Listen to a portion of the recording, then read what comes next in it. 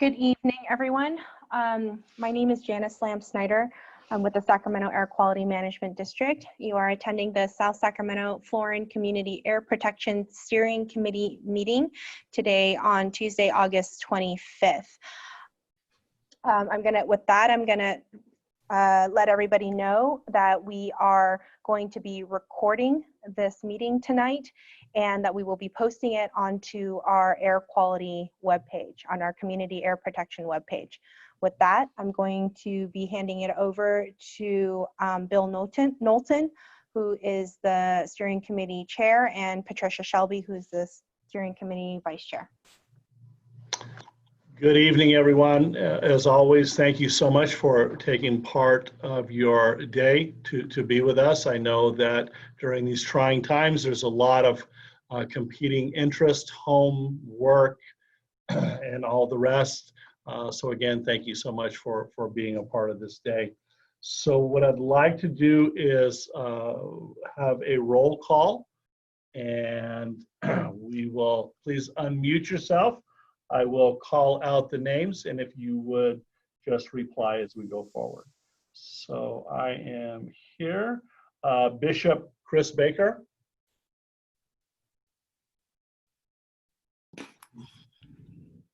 Gary Johansson. I'm here. Patricia Shelby. Present. Rhonda Henderson. Stephanie Williams. Tito. Yes, Bill. Hello. And Vincent. Here. I know Vincent's here. I had some audio problems. Can you guys hear me? Yes, we can hear you now, Vincent. We can't see you, but we can hear you. Yeah, I took the said it's going to help me at all. I don't know. All right. Well, we do have 5 members present at the beginning of the meeting. We do have a quorum. Okay, I can do the Sac Metro Air District roll call. Dr. Alberto Ayala. Hello, I'm here. Mark Lautzenheiser. Here. Amy Roberts. Good evening, I'm here. Brian Krebs. Hello, I'm here. Jaime Lemus. I'm here. David Yang. Hi, I'm here.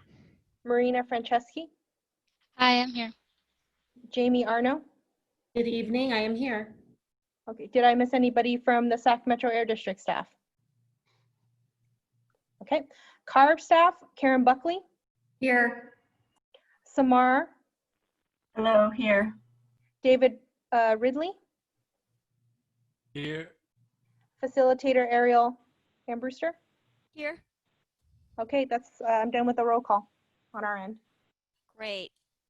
Okay, so I will review the agenda and our meeting. So we've got the next slide.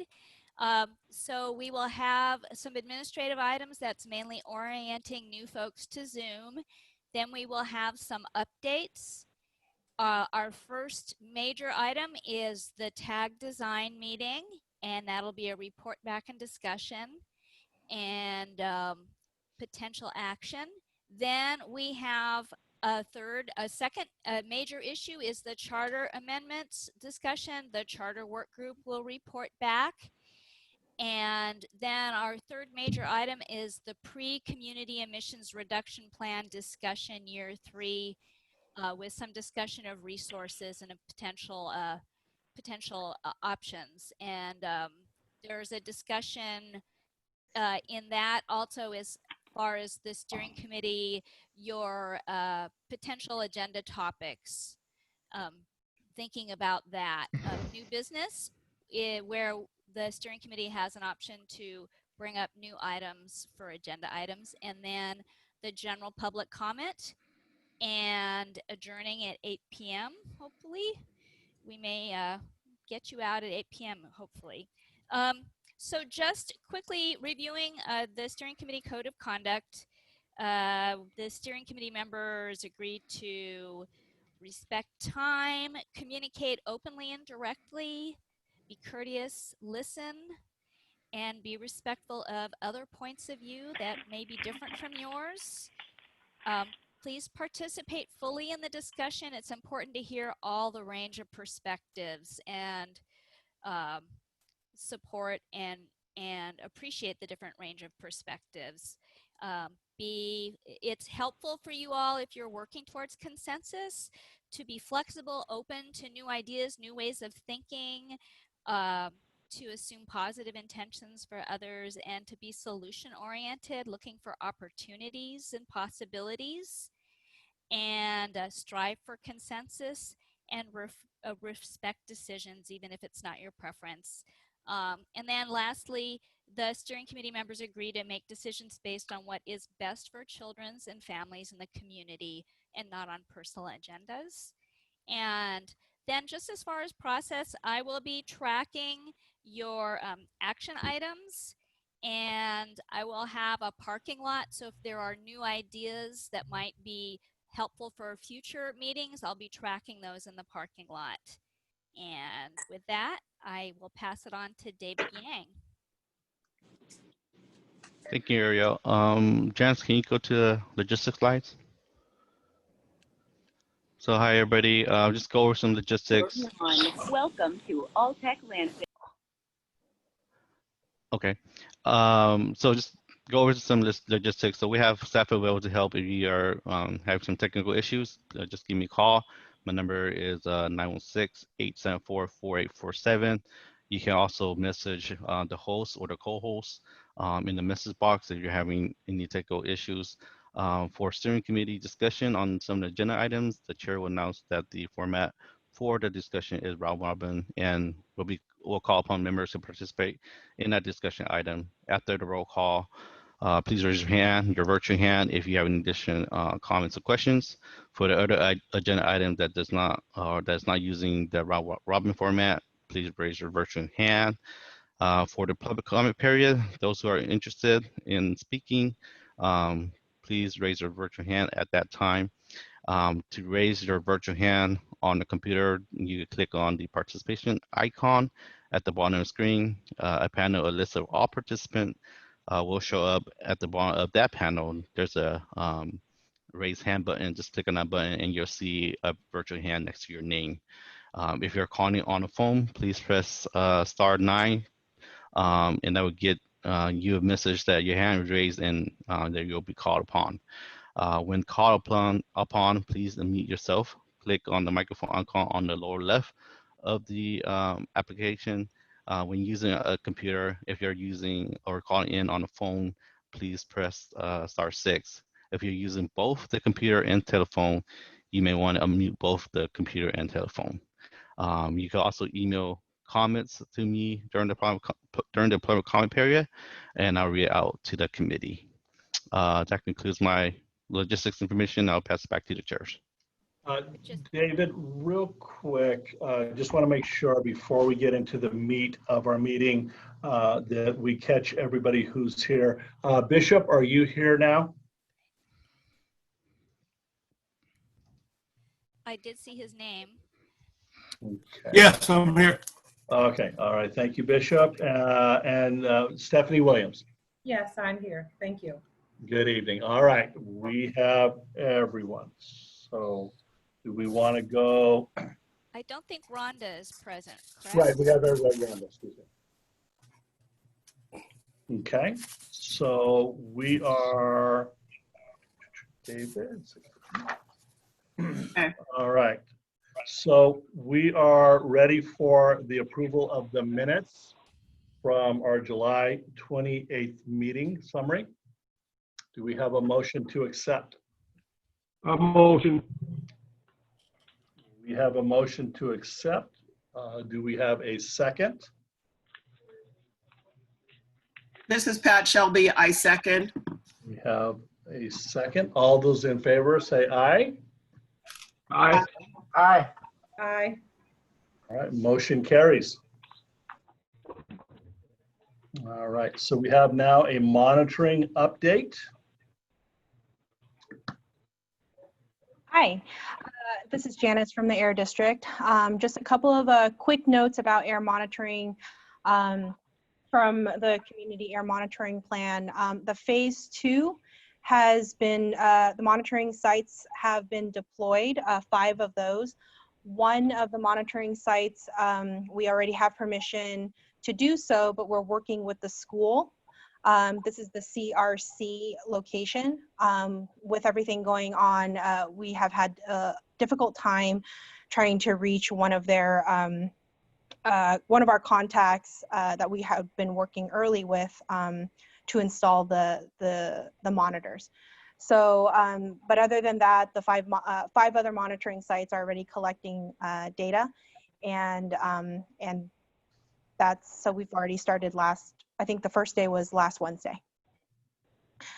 And then transitioning to the monitoring data from recent fires, we know that it has been on all of our minds about the conditions of air quality during this past week. As you may all be aware, there's been a widespread fire in California, and what you're seeing here on the slide is active fires as of Friday of last week, and we took this slide here actually the Clarity website, which is the low-cost sensor monitoring website that we're using, and you can see that it is showing unhealthy air quality.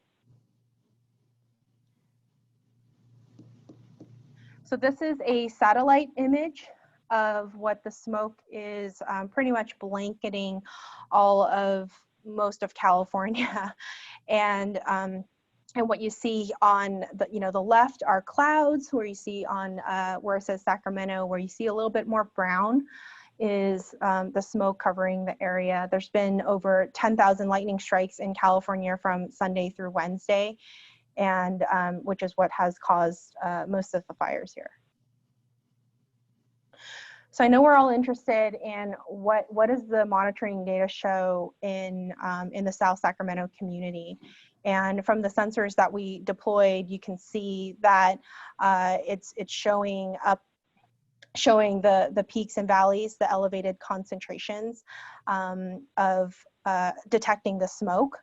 And what you see here, we have a color coded, as you guys may be familiar with, is green is good air quality, all the way up to the unhealthy and hazardous range.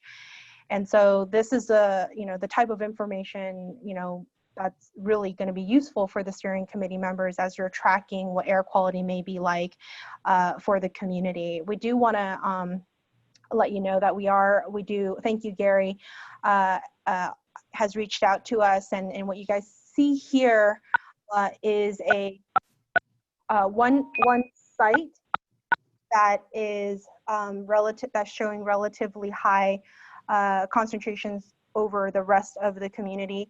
We are currently working to we're currently working to deploy a second sensor at that site to check out that sensor, and if it does need replacement, we will do that.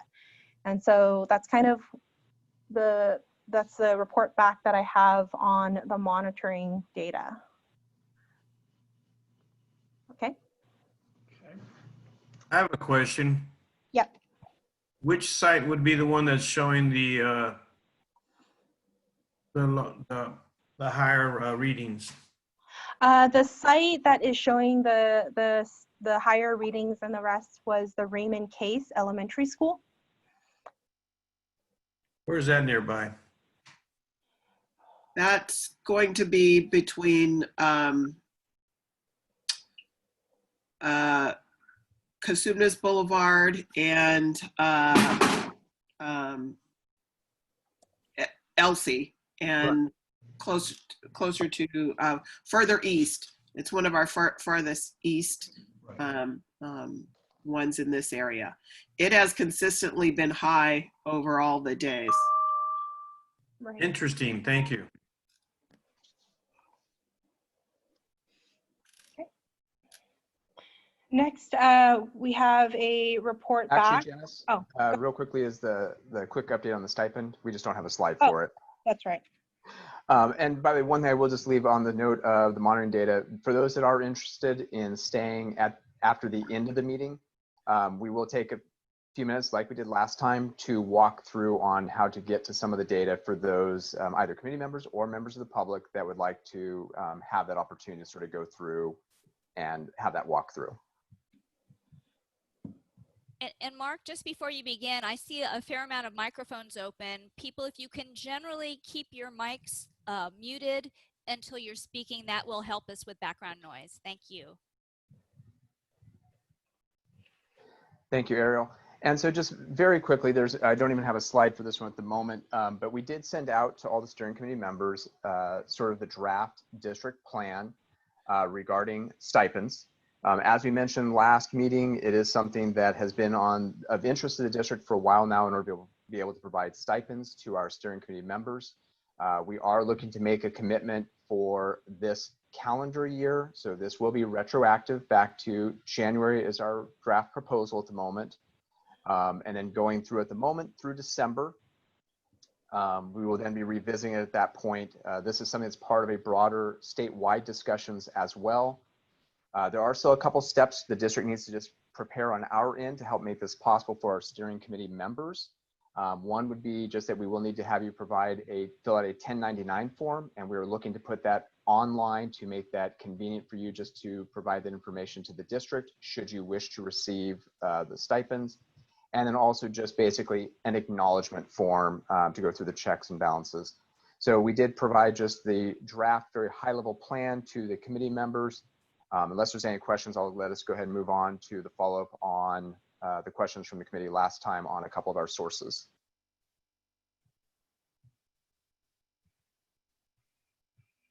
I have a question, Mark. Yes. On that, I was reading earlier, it says going back all the way to January to I'm looking at now, August. So explain how, now is that saying retro will be given at the end of the quarter or? So great question. So what we would do is including tonight's meeting, we basically have had 8 meetings this calendar year so far. So what we would do is once we get the forms online and have people go ahead and just provide that back to the district, we'll go ahead and cut a check for those first 8 meetings all at once. And then we'd go ahead and provide another check, stipend as we move forward. In all likelihood, because we are already then at potentially a September meeting and the last quarter then that's only 1 month, we'll probably look just to roll the next one into one stipend payment toward the end of the year. So that'll be the whole amount at the end of the year? Well, we'll do the initial one for the January through the current meeting. Once we get the paperwork in, so that would be happening within the next arguably month. And then we would do one. Okay, I see what you're saying. Okay, got you.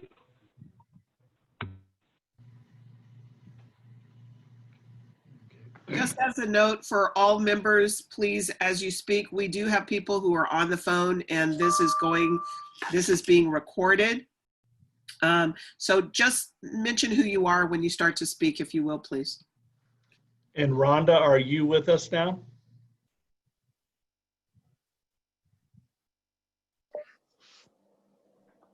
Rhonda, you're on mute. I see your name. Okay. I'm on now. I was having some technical difficulties with sound earlier. All right, now we have everyone here. All right, so now the report back on the sanitation district flares. Who's doing that? Mark, is that you? Good evening. This is actually Amy Roberts. Okay. Hi, good evening, steering committee members and members of the public. Oh, there you I'm go. Amy Roberts, the division manager for our permitting and enforcement sections. It's nice to see everyone again and be able to provide some additional information to you on some areas of concern that you raised during the last meeting. So tonight I'll go over some of the information we found regarding the regional sanitation flares. And then Brian Krebs, the program manager of our permitting section, is also here. You've met him in the past. He's attended past meetings last year, and he'll go over additional information on power plants and specifically the SPA power plant on 47th Avenue. So, okay, you're already on the next slide. Great. So the first issue that was raised. That was Frank, I'm sorry, Gary, your observations about the large fire that you observed that was southwest of the Cosumnes Boulevard and Franklin Avenue intersection. You can see I have a map here, a satellite image, and we did have an inspector go out and perform some surveillance in the area just to try and look at what sources besides the Regional Sanitation District there might be in this area. You can see from the map that it's very much just dry landscape. So we did peg Regional Sanitation District as probably the main location where you might have seen a flame or a large fire. The most likely is the flares that are operated by Regional San, and you can see I have them highlighted in yellow, and that's a location, hopefully Gary, that matches up with your observations of where you think you might have seen a large flame in that area. Next slide, please. Okay, on this slide, I have a couple of photos, and you can see that there are two types of flares that Regional San operates. They have what are known as waste gas burners and ground flares. And the one on the top, the waste gas burners, are the most likely source of a visible flame. The ground flares that you see on the bottom, you would typically not be able to see any kind of flame coming out of those. So typically the gas, when it is created during the digestion process, wastewater sanitation process, it's usually routed for power. So typically you won't have these flares burn, but in about 20 days or so in the past 4 months, the flares did operate, and we had our inspector review the record keeping for Regional San to determine that, and they also just double checked all of the operational conditions and compliance of the air quality permits to make sure they were operating in compliance. And sometimes there's too much gas that is created, and sometimes maintenance projects or other things where they will have to route the gas to the flares and burn them off occasionally. So I think the best thing, if you do have any concerns, anybody sees something unusual or something that you think should be investigated, again, just give us a call, lodge a complaint, and we can check things out. But just in general, everything's operating in compliance from what we could observe. With that, let me turn it over to Brian to report back on your the PowerPoint power plant questions. Quick question. This is Rhonda. Yes, Rhonda. On one of the maps, you said you indicated what the things in yellow. I didn't notice yellow. Did anybody? What's the yellow? It may be orange on the screen for you, kind of a yellow or orange. It's just I have an arrow, so there's a little tiny square of yellow/orange on the map. Like a block, like a line, like a highlighting or something. There's so what I can see. So there's a bluish square on the bottom left. And then I tried to highlight the section on the map where the flares are located. Okay. And then just blew that up on the other photo that's there. So you can see there's kind of a road that goes down and in the middle of that photo. And that's where the flares are located. So they're definitely visible. If you were driving on Cosumnes Boulevard and you go over that bridge on Cosumnes Boulevard, you would definitely see a flare operating a pretty large size flame. Oh, okay. I got it. All right. Thanks. Okay, and over to you, Brian. Okay. Hello, steering committee members and other members of the public. My name is Brian Krebs, and I am the program manager of permitting here at the district. Before my current position, I was a permit engineer that performed the air quality analysis of the Sacramento Power Authority project, as well as the other similar power projects that were proposed by SMUD in the mid-90s and into the early 2000s. I understand you had some concerns about black smoke coming from the power plant on 47th Avenue, the spa facility, and questions about the overall impact power plants have on air quality. So I will be giving you a brief overview to address some of your concerns. Next slide, please. Okay, we're going to start with the map, and this is kind of laid out similar to what we just showed on the regional sanitation. So the box to the kind of the left center of the page, that is the SPA facilities, which stands for Sacramento Power Authority. And then it goes over to the right, and that's kind of a blow up of it. And from there, you can see, again, highlighted in yellow or orange, you can see the stack, which is that right in that circular area of orange there. You can barely make out a circle of which is the stack, of a 100-foot stack. And then moving to the left of that, so it's a horizontal line of equipment. The big kind of funnel shaped thing is essentially the air intake to the turbine.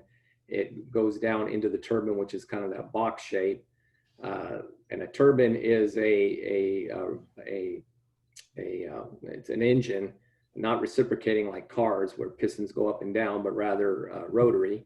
And then ultimately the exhaust gases, so it burns natural gas only, no liquid fuels, but it burns natural gas. And the exhaust gases, which are super hot, go through the next thing to the right, which is between that box and the stack. And that's the heat recovery steam generator. That's where they make steam. And the rotating motion of the turbine drives a power generator. And then the steam that is produced goes to be used for useful purposes formerly at the Campbell Soup facility, but also can go to go expand through another turbine, a steam turbine, to produce even more power. And then lastly, I want to kind of point out the 3 fan type pictures that you see in the upper right corner at a diagonal. Those are the cooling towers. And essentially, they provide through water. They provide cooling for the heat that's generated by the turbine. And the reason I point those out is that you will many times see a steam plume or a water vapor plume that comes off of the cooling towers. And under certain circumstances, you will also see that come out of the main stack. But again, that is water vapor that then goes up in the air, and it's just due to the hot, high moisture content, hot temperature, and then when it reaches cooler air, it condenses and causes a plume. Next slide, please. And if you look at the picture here, this is a kind of a plan view, and again, you see some of the steam coming off, and I can't tell from this picture, but I believe that's coming out of the cooling towers. But with that said, after hearing about your concerns about black smoke, our inspection team performed surveillance of the area looking for potential sources of this black smoke. We also performed inspections of nearby diesel backup generators to make sure they are performing properly. We found that there are not any major sources of black smoke, but at sometimes you may see some from trucks at the distribution center. As you may know, that whole, that whole area has a lot of industrial and logistics centers with trucking distribution facilities, as well as I believe the Macy's that now occupies a portion of the Campbell Soup facility. So I guess the takeaway from that is we didn't find anything from our inspections. However, it's quite possible that it does happen from time to time. So we would like, if you do see any smoke coming from the power plant or another source, the best thing to do again is to call in a complaint and let our inspection team investigate it further. Next slide, please. Okay, the Sacramento Power Authority, or SPA facility, was originally permitted back in August of 1994 and began operation in December of 1997. The plant consists of a natural gas-fired turbine, and the NOx emissions are controlled by what's known as selective catalytic reduction, and then the CO and VOC emissions are also lowered using a catalyst system. This is similar to how car emissions are significantly reduced.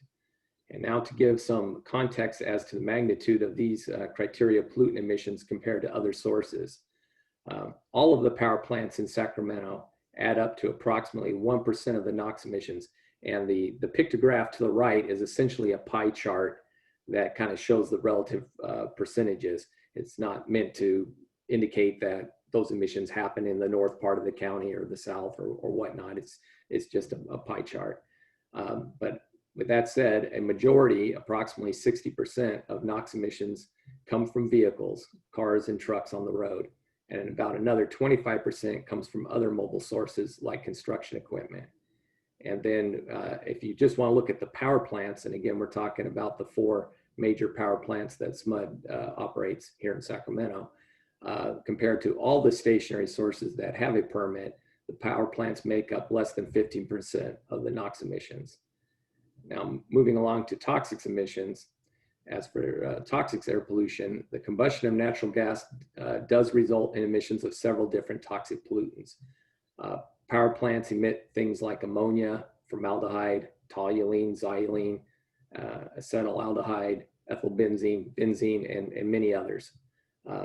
Keep in mind, burning of essentially any fuel, there are going to be, some level of toxic emissions that come from them. But with that said, we make sure that the levels of these chemicals meet our low risk thresholds. So even when the power plant would be operating at full capacity, which it almost never does. So again, we do the risk analysis based on worst case scenarios and ensure that it's beneath our thresholds. For the SPA facility, a health risk analysis was performed and showed that power plants meet risk thresholds for both short and long-term health risks. Some important things to note when you think about how risk is in your community is that how power plants operate actually reduces the risk of toxic air pollutants. Power plants run at very high temperatures, and this does help reduce overall pollution. Also, the air coming out of the stack is moving very fast and is coming out at a very tall stack. Both of these factors are really important to disperse air pollution and reduce local exposure in the community. Now with that, I'll turn it back over to Amy. All right, thank you, Brian. So I know that there could be a lot of additional questions, and if you want to go to the next slide, I know that there's so much that we could cover and a lot more to know about power plant operation, and I know it's important. I know it's important to this group in particular because you do have a power plant located in your community. And since there's not a lot of time to cover a lot more in-depth information, I figured that, one idea is just to consider a future workshop or some other different forum where we can help facilitate you getting that information and work with our partners. SMUD is a regional partner in the area, and it may be beneficial for all of you and other members of the public to hear about how they operate more in depth and how they're trying to reduce emissions from their power plants.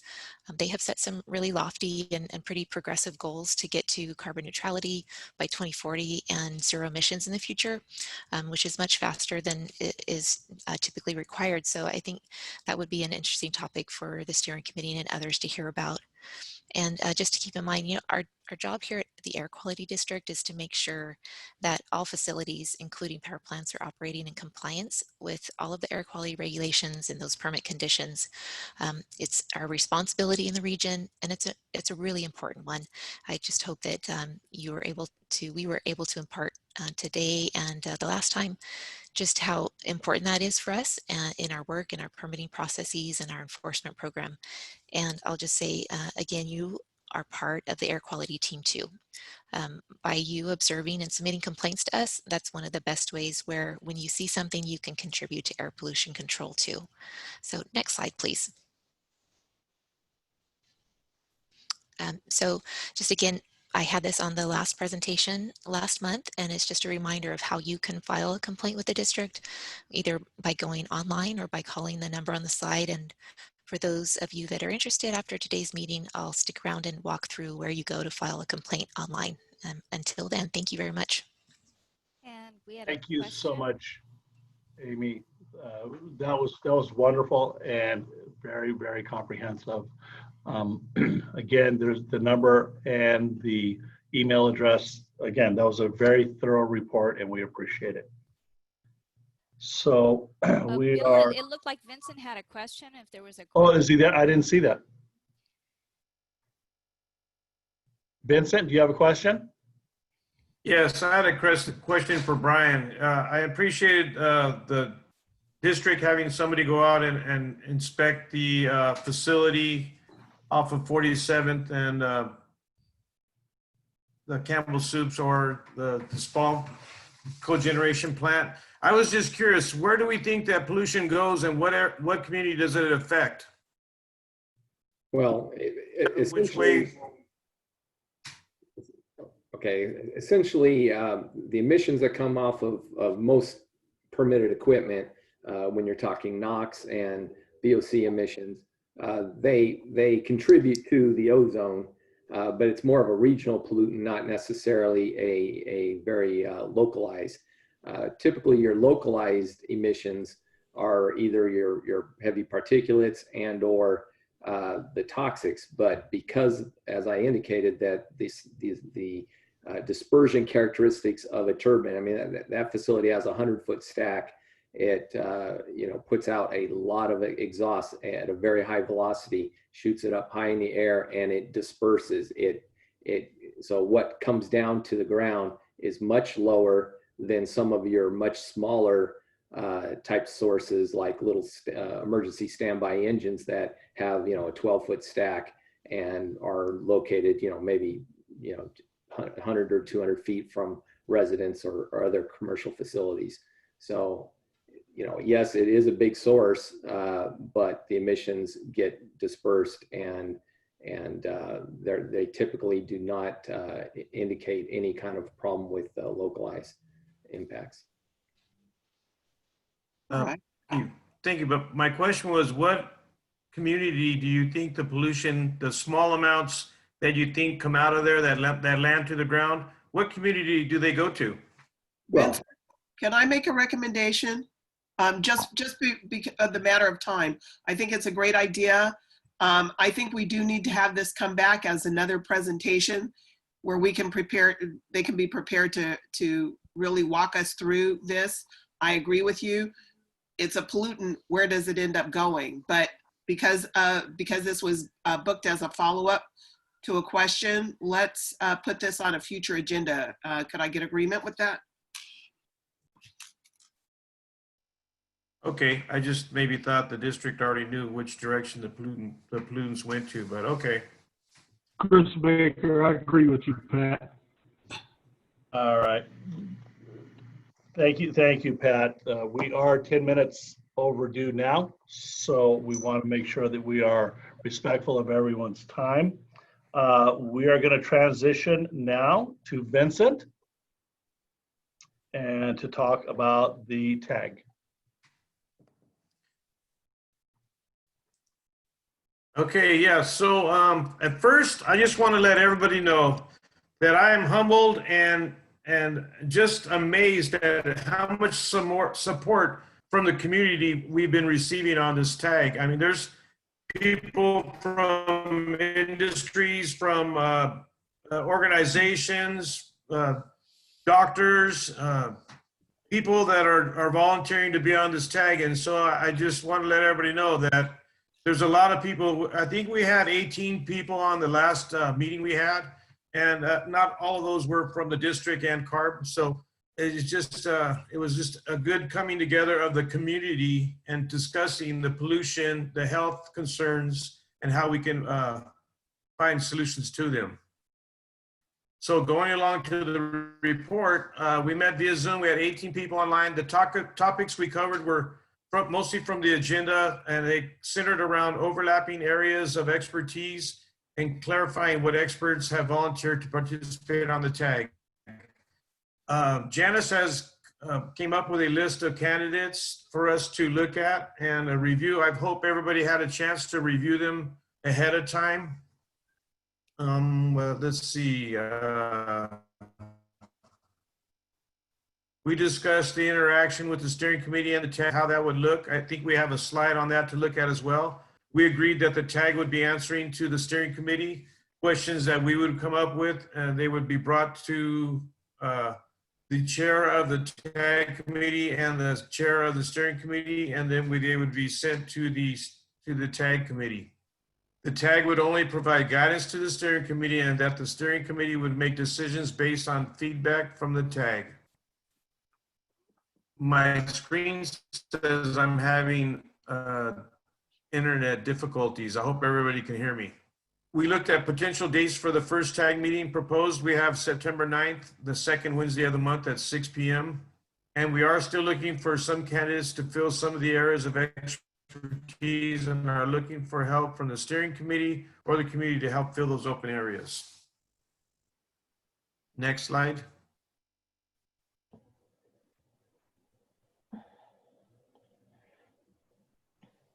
Janice? Do are you you see there? the next? Yeah, I turned to the next slide. Okay. It says recommendation role of a technical advisory group. Yes. Did you want me to read that one as well? You probably want to go over the content of that. Okay, so these are some of the things we came up about the technical advisory group. And I'd like to thank Pat for coming up with the majority of this. So the technical advisory group is a collection of individuals who bring unique knowledge and skills which add to the knowledge and skills of the AB 617 South Sacramento Florence Steering Committee. In order to more effectively guide the plan, the implementation of the approved AB 617 programs of the steering committee. The TAG does not have formal authority to govern the steering committee. That is, the TAG cannot issue directives which must be followed. Rather, the TAG serves to make recommendations and or provide key information and materials to the members of the steering committee.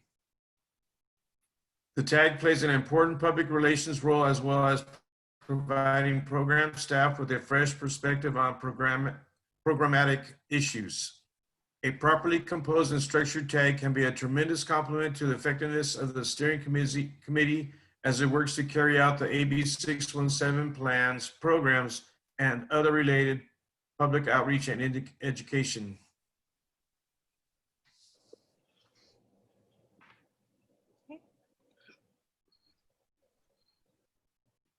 And here is our list of proposed candidates that we are asking to have voted on today. There are some other candidates that we still have in here that are, we're waiting for some bios and stuff to come through. Vincent, Did everybody get a chance to look at it? Go ahead, Pat. Oh, I was just going to say, with that as well, I know I had some inquiry from a couple of folks that I had contacted.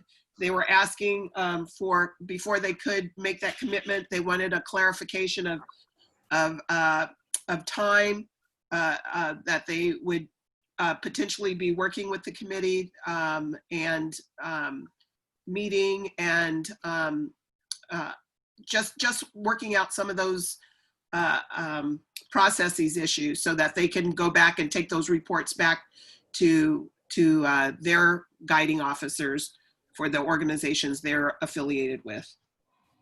Yeah, Vincent, over the weekend, I also received a couple of inquiries about specific task that is asked from the TAG experts and what the commitment is. So I just wanted to share that I had just gotten that actually this morning since I was off yesterday. So. Okay, yes, I've had those same questions as well. So, and I think we have a time frame of answering questions. And one of the most important things I believe is having our first TAG meeting, because we haven't had a TAG meeting. So if we vote on the experts that we came up with so far today and create the first TAG meeting, we'll be able to move forward with the questions and time frames of how they'll be answered and when they'll be answered. So I'm looking forward to it. Could we go back one? I don't know, were we done? Could we go back? Done with the last slide, Janice? Because I was gonna. Yes, could we go back one slide? I was gonna ask the steering committee. Did everybody get a chance to look at the candidates and their areas of expertise prior to tonight? I think Joelle's was not in the packet that we got, but you can forward that to everyone. Yeah, well, we don't have the bios and resumes on here. We just have their areas of expertise and the list of the people that we could vote in all in one. I think we're going to vote all in one block today. Help me, is that what we're trying to do, Janice? I think This is Ariel. So I think process-wise, Vincent, you would be making a recommendation to the steering committee on what you would like them to act on today, right? After hearing discussion, right? Or you can do that now, and then steering committee would discuss and then look at moving forward. So you're Yes, I was just asking. asking. Well, I was hoping that everybody on the steering committee had a chance to look at this slide or the bios and resumes prior to today. So, I mean, if not, they can look at it right now. And if they had any questions. Vincent could put a motion forward though, correct? Yes. Yeah, okay. So you can certainly put that motion forward, Vincent. Hey, should we do that right now? Did you want to go through the other slide, or did you want to do that at this point? Well, we'll have to come back to this slide if we don't do it now, but okay. Okay, no. Vincent, you can do whatever you want. I would like to make a motion that we vote on accepting all the experts for the candidates that are listed on the slide right now. And if we have any other additions, we will be informed via email through Janice. But right now, this is our current list of candidates and areas of expertise on our tag. Thank you, We have Vincent. completed. And Thank we you, have Vincent. air monitoring experts, we have land use. Okay. So we have a motion on the table to accept the slate of candidates as written, with the opportunity to add other experts as they are available. Do we have a second to this motion? Tito Hoang, second it. Tito, thank you very much for the second. Any further discussion? Yeah, May I make a friendly motion? Go ahead, Patricia. Vincent, at this time, just as so that we are setting our process in motion and just stay with that process, could we vote on the ones that we currently have bios and resumes on, and then the others as those come forward, so that as a process, we have the resumes and bios. Those have been sent out for us to review, and we just do that as a standard process. I also like all of the areas of expertise that we're looking for, but that would be I would like as a process. So we have a motion, we have a second, we have a friendly amendment stating that the slate would be voted on those that have their resume already sent. Is that correct, Pat? Yeah, Or their bio. bio. I'm sorry, bio. Okay, is that a correct? Yes, that's correct. Vincent, do you agree with the friendly amendment? I do, but I have one question for Janice. Yes. Do we have Dr. Taiwo's and Joel's bios and resumes as well? Do not. Joelle just mentioned at the beginning of this meeting that she had either just sent, I haven't checked my email, but she had just sent it right before the meeting. So we do not have it distributed or for the steering committee review. Okay. I also see that Bishop Chris has his hand raised.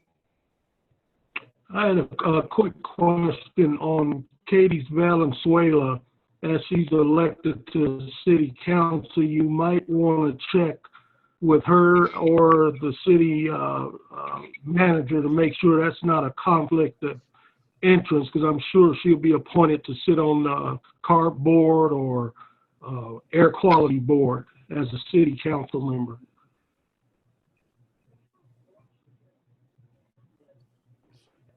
Okay, all good points. So again, Vincent, back to you. We have a motion, a second, and a friendly amendment. Do you accept the friendly amendment in your motion? Yes. All right. Tito, you're good with the second? Tito? Yes, Bill. Yep. Yes. You're good with the second? All right. All those in favor say aye. Hold on, Bill. I have a discussion. Okay.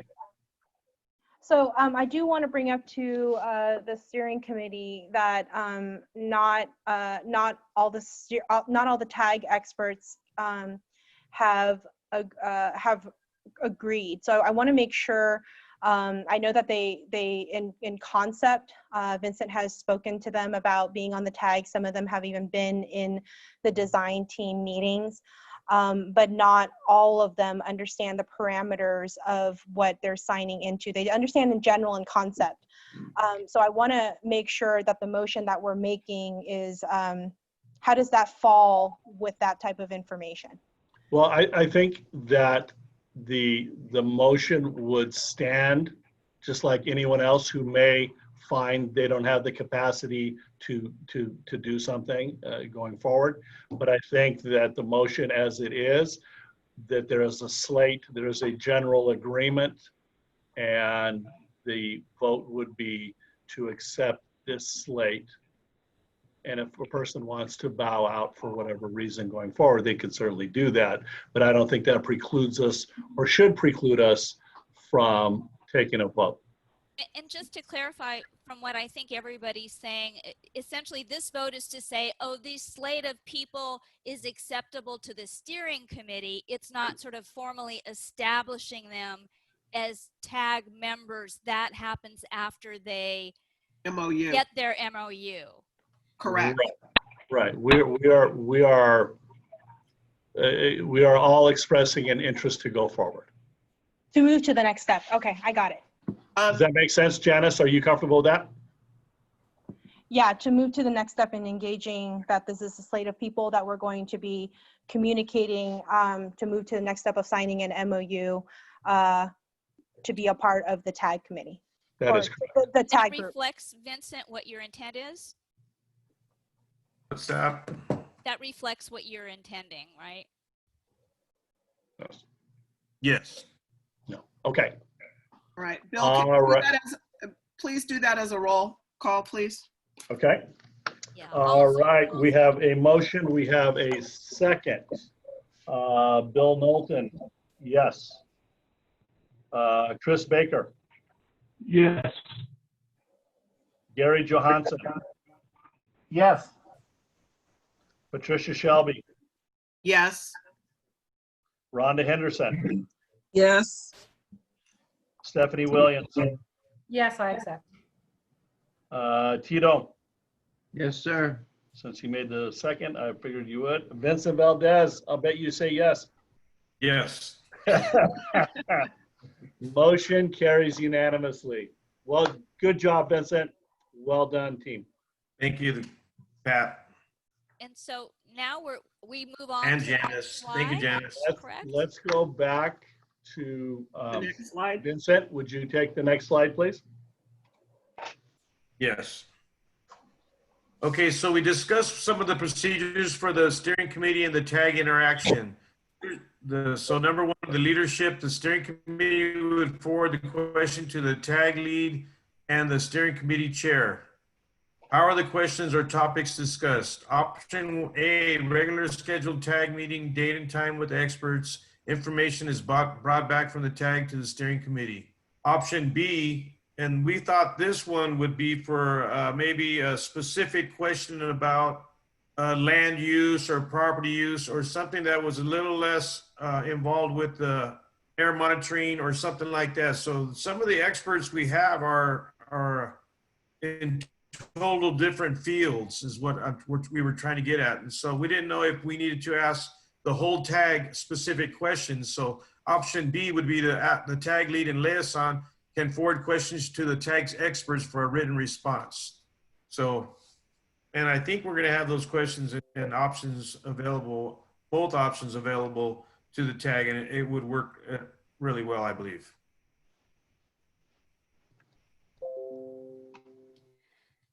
So, Any questions for those options? yeah, steering committee members, any questions? And Vincent, just so you know, generally your sound quality is good. Every now and then it slows you down a little bit, but we'll let you know if it's a problem. It's been good so far. Thank you. I think as a regular practice that that it goes to the entire tag, so that because we do have quite a few crossover of skills and abilities, but there may be some that are very, very tailored to a specific person, but I see how we would use both option A and and option B. This is Pat speaking, by the way. Other steering committee members have thoughts, questions? And just a general question for the steering committee too. You've seen information on the slides. So for example, such as the role of the tag, and Vincent's first slide summarizing what has happened. If there's anything you know that you differ with, it would be helpful to hear that. Otherwise, for example, the role of the tag is something that could be incorporated as Vincent and other folks start working on the MOU. Real quick, Chris Baker speaking. I just quickly want to commend Vincent and the team he put together in this short period of time. It's exceptionally done well with the short period of time he done, and I just want to personally congratulate him for the time he spent on this project. Great job, Vincent. Thank you. So then we've generally heard we have these couple options, and Vincent suggesting those are two potential options that could be used for the tag. Pat, go ahead. I was just noting in our persons who are participating in this meeting, there are quite a few folks who have been attending the tag meeting and are either waiting to add their names to the tag as a resource. I didn't know if Vincent wanted to mention those by name as he looked through that roster of people participating in the meeting. No, I know there's some people online here, but I haven't scrolled through everybody who's here. Just want to note that we also have, I know we have at least one person from Sac Unified School District who has been invited to participate in the tag, who's on the phone call. I'm not sure if one of our representatives from Elk Grove Unified is on. We also have Valley Vision. We also have Tree Foundation who are here as well as Red, Black, and Green. I'm not sure I'm saying that those in the right order. Organization as well, who have been participating at the tag meeting online now. Thank you.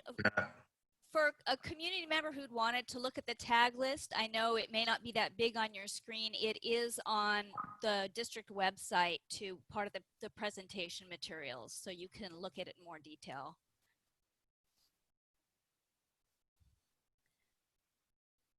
If I may, I'd like to identify myself just since I was mentioned. My name is Bill Heineke, and I'm with the Elk Grove Unified School District, and appreciate the invitation from Ms. Shelby to attend. Thank you. Welcome, Bill. Thank you for attending. Thank you. And I believe we have Rachel, who's on the phone. Rachel Chard from SAC Unified. Welcome. Thank you so much. Thank you, Pat. All right. Okay. With that, I think that that's it. Do we have any other actions to take on this item? Just that our first meeting will be September 9th at 6 p.m. on the second Wednesday of the month. All right, so we'll have to get those invitations out to everyone as soon as possible. So if I may, just real quick, more of a question to the committee and Vincent there as well. I think definitely an opening meeting will be helpful for the tag to sort of know and understand the role I'm wondering if the committee is ready to help provide a little bit of that guidance information. And the other question just on our end is, as we've talked about in the last couple of meetings, though, just resources for different meetings and such not. And so just needing to figure out how and where this fits in. And so not opposing the meeting that you're proposing, Vincent, at all, just sort of asking the question that with the list you have so far, and if I'm not sure if the committee has questions for the tag yet, or just how that's going to play out. Going back to your earlier slides in terms of responding to questions and providing feedback to the committee, I'm wondering if, given you only have a partial list right now, if the committee as a whole and you think that you're ready to have a tag group session in a couple weeks, or are you thinking is it a design team to help answer some of these questions on the MOU? I'm just asking where you're at on this. I was hoping to have all the MOUs ready, a document ready for review next week, and then the district can approve it, and then we can move forward. And then there are a few questions that I've received that I will be forwarding to Bill. And I'm hoping if anybody else has questions, the community, the steering committee, anybody, and forward them to me and then, or Bill, and we can get them to the tag on our first meeting as well. So we're looking forward to hitting the floor running in a football term. So take the ball and run with it. So hit somebody. And so, Vincent, I just want to clarify there. So you're thinking of the process of the tag agenda is that steering committee members or members of the public individually provide questions to, and do they submit those through staff or through you? What are you suggesting there? And I'm wondering, is there some way the steering committee needs to sort of help as a whole in kind of organizing the tag agenda? Well, Janice has been a big help in organizing everything. I'll just tell you, everybody right now. And thank you so much, Janice. So I'm coordinating the single point of accountability and some of the other groups I've worked with, so organizations. So we'll have to come to that point maybe sometime this week. Janice, how are we going to get everything coordinated to one email address? And then we can move forward with either contacting me or and Bill, and then getting it to the tag committee. So yeah, that's one more logistics that we'll have to look at. And I'm writing that down right now. Okay. You sound like you fell down the rabbit hole. Point of contact. Thank you.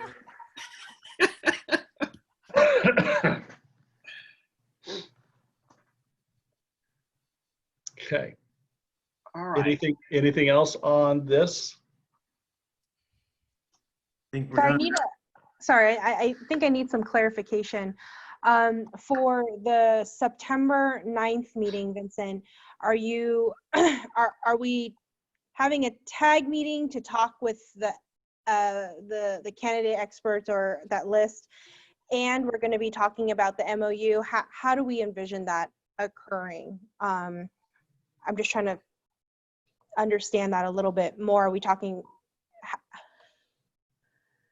Are we dealing with the MOU and all the specifics at the September 9th meeting, or is it just going to be the tag questions for the experts during that time?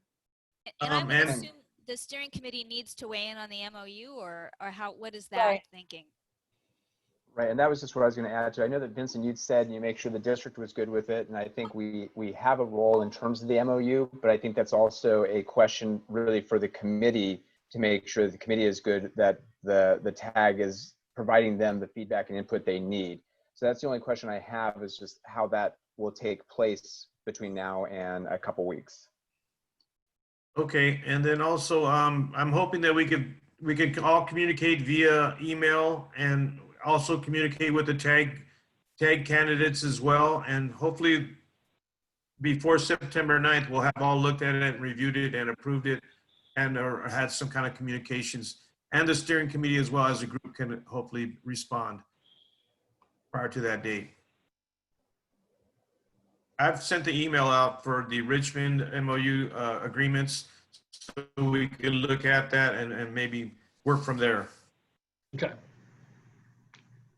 So my recommendation is, Vincent, I'll work with you in small work group. Let's try to schedule a meeting in this either later this week or early next week.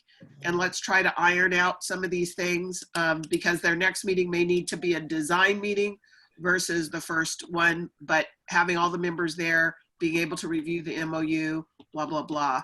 So let's do that offline and do that homework, and then we can come back with what we need to do for that invitation for the 9th. Does that sound workable? Yes. Okay. All right, let's do that, and then we can come back with that and update the committee as well.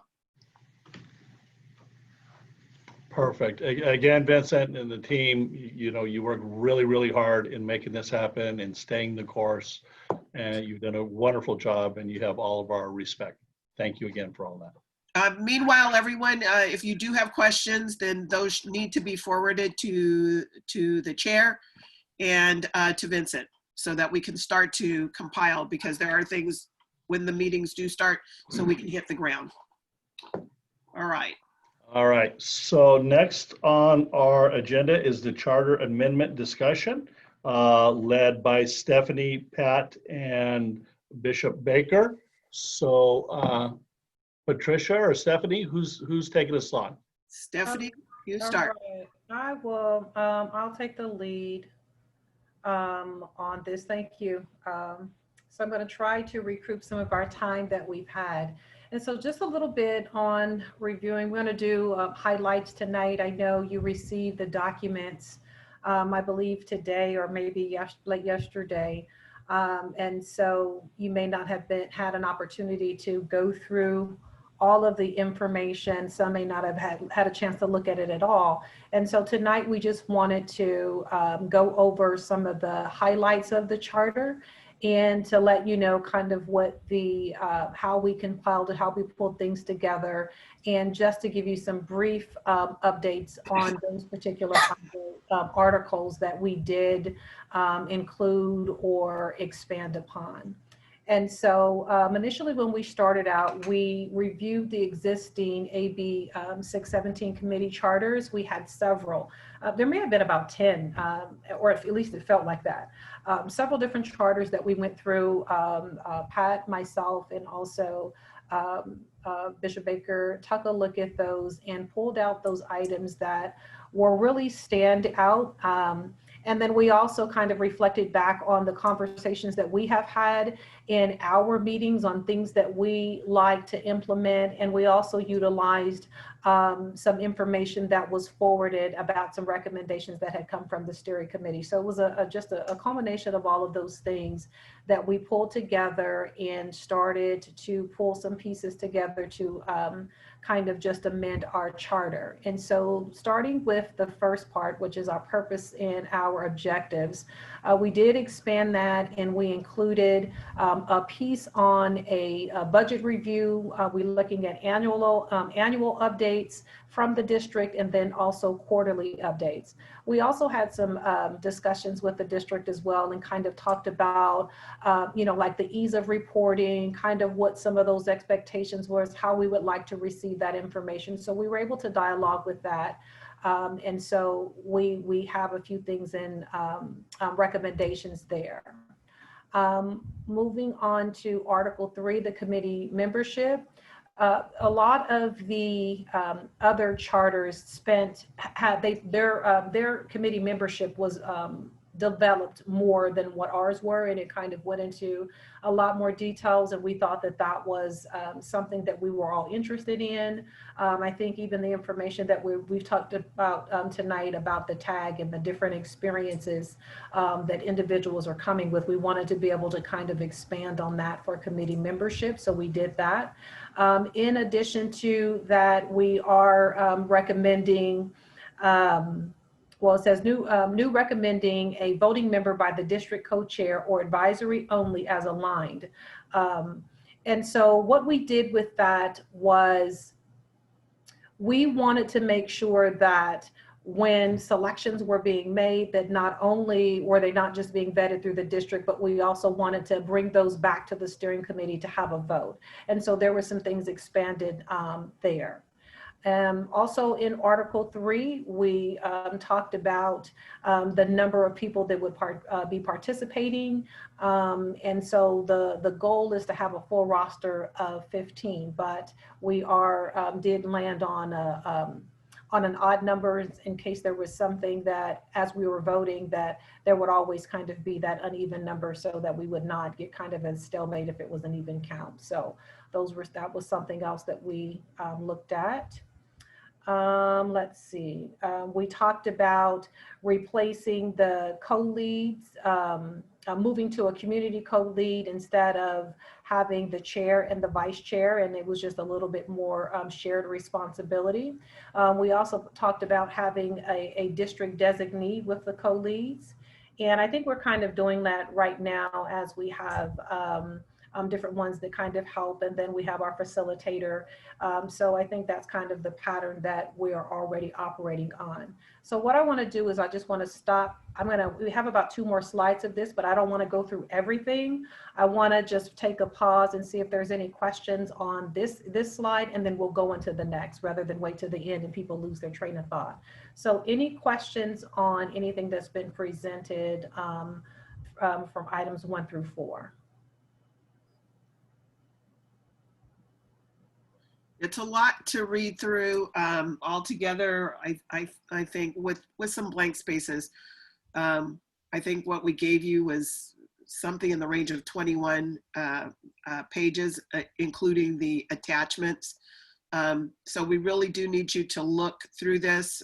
At the end of Stephanie's presentation, we're going to have a follow-up date next week, giving you some time to look through this.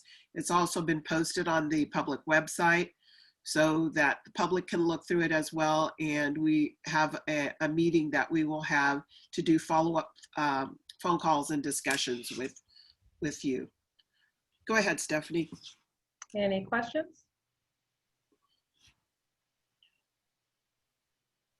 All right, if we can go to the next slide, please. Stephanie, I had a question. Okay, yes. And I was looking, and when I read over the membership, so our goal, and I don't know if I read the goal is to have 15 people on our committee. So how would we get to where? I don't know how many we have now, but how are we going to get to that number? Recruiting, getting additional people. And so there's going to be, so we're definitely going to do some recruiting in our particular areas and in different industries. And I think a little bit further on one of the slides that are going to be coming forward, we kind of break that out and talk a little bit about our recruiting strategies and what we're desiring to do. The other thing that we looked at when we were drafting this charter is we took a look at where we are now, but then we also kind of spoke beyond where we are today, looking at where we want to go in the future. So we built in some things so that we have an opportunity for expansion and for growth. So all of it, I don't think we're going to be able to execute right now at this moment, but as we grow, you'll find that when you're going through and you're looking at the details of this charter, you'll see that there's that room for growth and for opportunity of new members and kind of expanding on what we do. Also, as a follow-up to that, Vincent, attachment A more specifically talks about the selection process of going through how we keep a majority of committee membership, and also introducing the soliciting of applicants through advertisement will be placed not just on the Air District website as well kind of happened in the past, but in addition, authorized advertisement, basically pre-approved advertisement, whatever it is, will be placed on approved social media sites, and dissemination of information to our known elected representatives in the city, the county, business association, our CBOs that we deal with, and our within our defined community boundaries. Yeah. So just a little further outreach than we have been. Thank you. That's what I was hoping for. Yeah. And I think, Vincent, it's going to be very worthwhile to really get into the charter and to take a look at the new language, the new proposed language, and then those amendments. I think it will be very clear. It is very, it is hefty.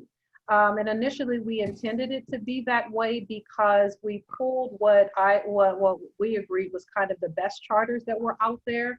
And we put a lot in wanting the steering committee to have a look at it, and then we can scale back and kind of define, but we didn't want to just put in not enough information that we were going back trying to build it out. So it is a heavy read.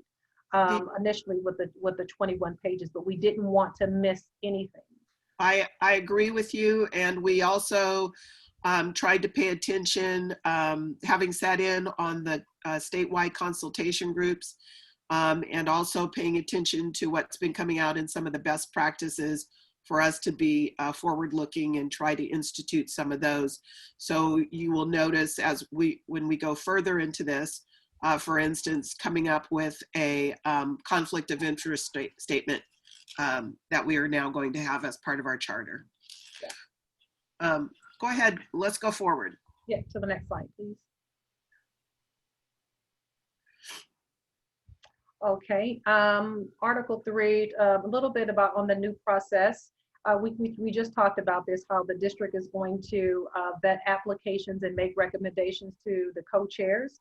If a consensus is found, then the final recommendations are sent to the committee for a vote and approval, and a invitation for onboarding is authorized. So we also had started to draft out a process. If no consensus was found between the co-chairpersons, then it would get kicked to the board for review. So we really did try to look at best case scenarios and worst case scenarios, and we put in some language and some processes so that we would not be delayed. But we will have the steering committee will vote on those new people that will be coming in to join the steering committee. Also in Article 3, it says this section deals with terms with more specifics. The other is to create staggered renewals of membership. And so what that means is we looked at having terms where let's say we're coming in, I think if we're all in and our terms all expired at the same time, then we would have vacancies. So we developed some language there so that it would be staggered. So maybe every other year, and you're not losing all of your people at the same time. So it would just be ongoing recruitment and filling vacancies ongoing. And so there's more details in there. Article 5 talks about voting and disqualification from voting. We've already heard on stipend, so there's a piece on the stipend, and then also in and around attendance. And so basically, if you, in order to receive the stipend, of course, you have to participate in the meeting. If you, I believe we said that it was anywhere, I think it was in half hour. So if you were more than a half hour late or you left a half hour early, then you would not be eligible for the stipend. And so we want people to have good attendance in order to participate in the stipend. Then also Article 7 is the code of conduct, and then that's been updated. And we also are working on that as having that as an addendum. Right now, it is a part of the articles, but then we also had some discussions about making that a standalone document that we may sign or be able to update as things go along. But right now it's just in the articles, and then we'll be moving forward with making that an addendum. Any questions on this section?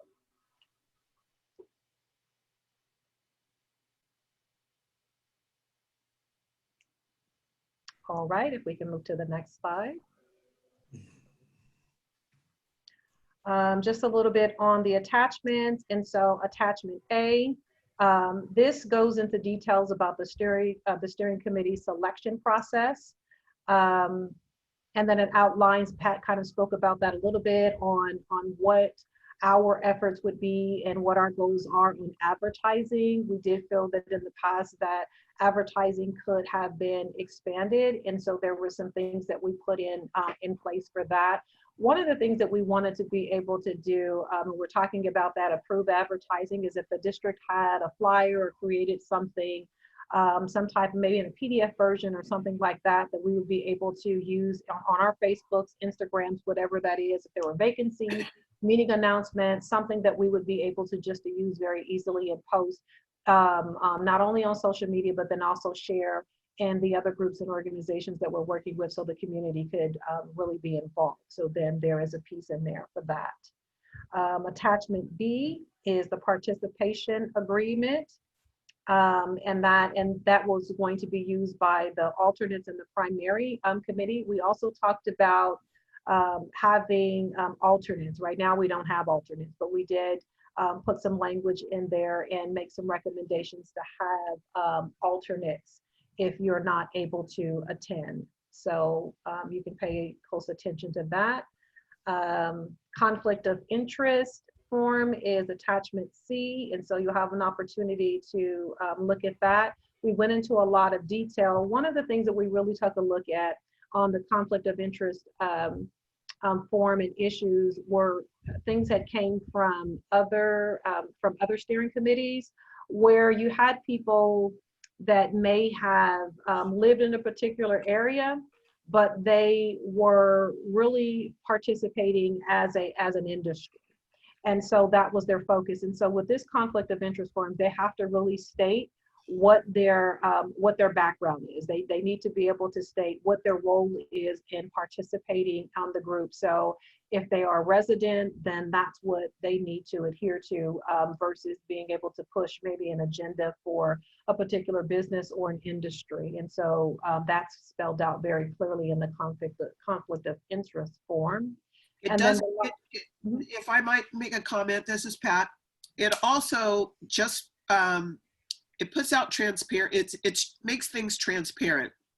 You may have a conflict, but if it's there, if it's open, if it's known, we understand where you're coming from. There are no hidden agendas. And yes, you're working for your known affiliation that you are saying you're from. It just makes things more transparent. Yeah, so we try to do that. And then the last attachment D is the decision-making process tool. And so this is something that we included so that we are able to vet through decisions. I think it was really good. I believe, did that come from you, Ariel? Yes. I believe that it did. I believe it came from, from Ariel, but it just really does, it really gives a breakdown on if you're needing to make a decision, kind of like the different stages that we're going to go through of something. If you can live with a decision, if you're opposed to a decision, it just walks us through the process so that anytime we are going through a process, then we have something to kind of fall back onto, a guide where everyone is going to be agreeable to, and this is the method that we're going to use. We don't want to have stalemates and then, kind of go back and forth and rehashing issues and ideas. We want to be able to have a tool that everyone uses, and so that we can build a consensus moving forward. That's our goal, is to make good decisions and to do them timely and efficiently. So that's what this tool is designed to do. Any questions here? Okay, next slide.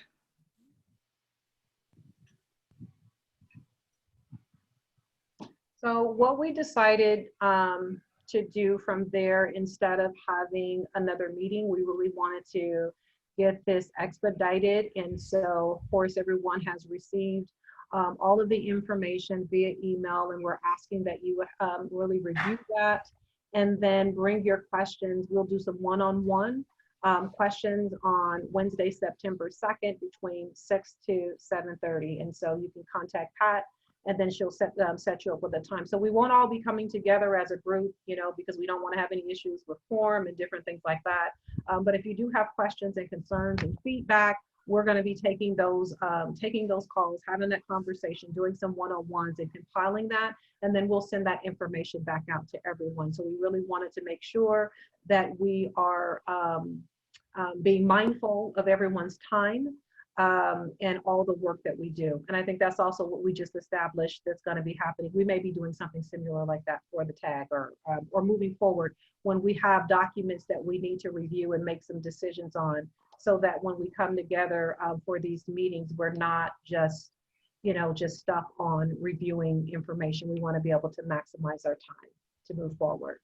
And Stephanie, if there are steering committee members who really want to engage in a dialogue, but that time slot doesn't work with them, are you folks open to arranging something? I think so. I mean, yeah, I think that would be fine. This was a time that we have selected, but no, if you're not available, contact Pat and then we can get something scheduled. Great. Yeah. Okay.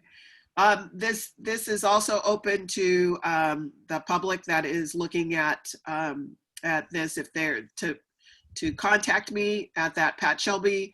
Listen, I'm getting so much email in my regular email. I got a new email just for AB 617. Yes. So please pay attention. This says patshelby.ab617@gmail.com.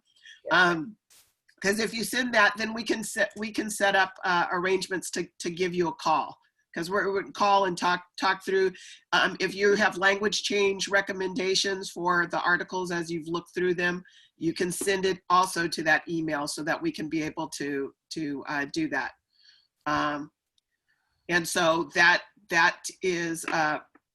the best way to do it, okay? So that we can set up that schedule. We really do.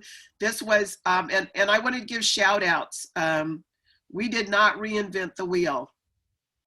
Because of the support we got from CARB, the support that we got from other leadership in other AB 617 committees, we reached out across the state.